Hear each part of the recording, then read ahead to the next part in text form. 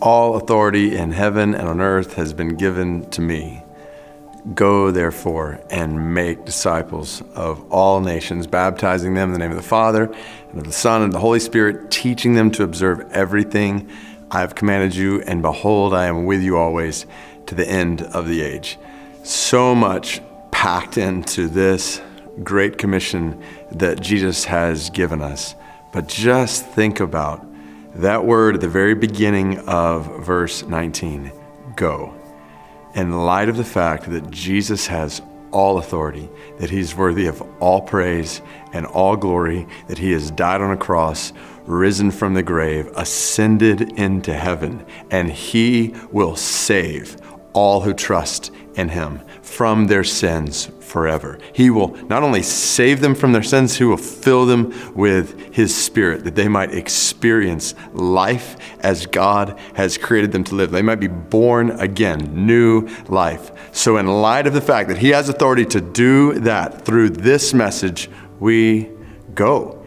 Many of you may know that's a participle in Matthew 28:19. It's as you are going, make disciples. So this is what you do as you go. You make disciples. You proclaim the gospel. See people baptized in the name of the Father, the Son, and the Holy Spirit. You teach people to obey everything Christ has commanded us. This is what we do. Jesus was clearly not telling these disciples on a mountainside to stay there for a long time. He was not telling them to just go down and gather together and disciple each other. He was telling them to go and make this good news known. And he told them where to go. He told them to go to all the nations, pantata ethne, all the ethnic groups. So not nations like we might think of geopolitical entities today, around 200 or so United Nations. He's talking about all the people groups, all the tribes, the tongues, the clans, the families. What we see in Revelation chapter 5, Revelation chapter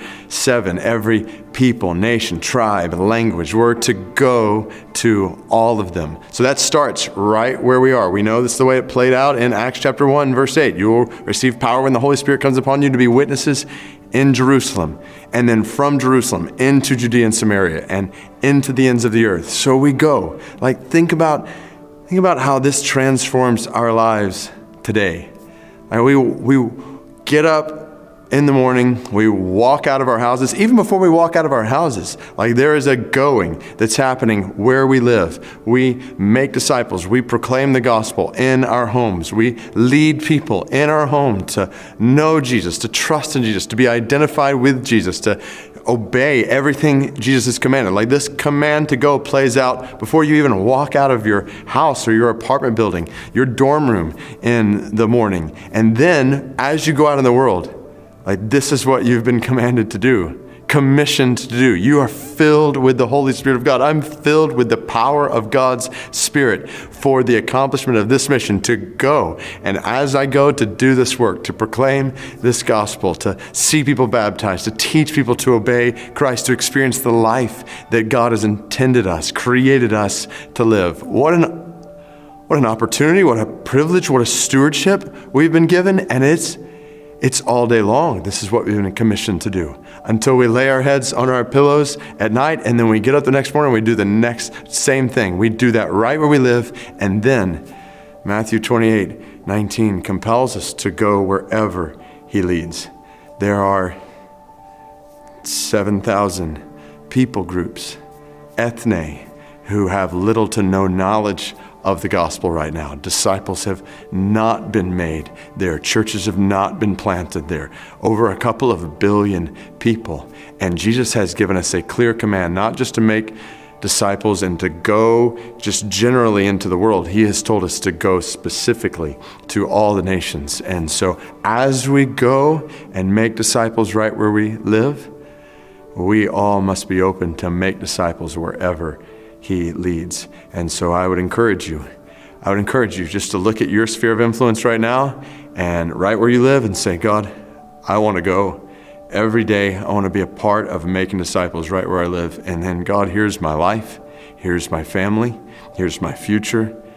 I want to make disciples wherever you might lead. I want to go wherever you call me to go.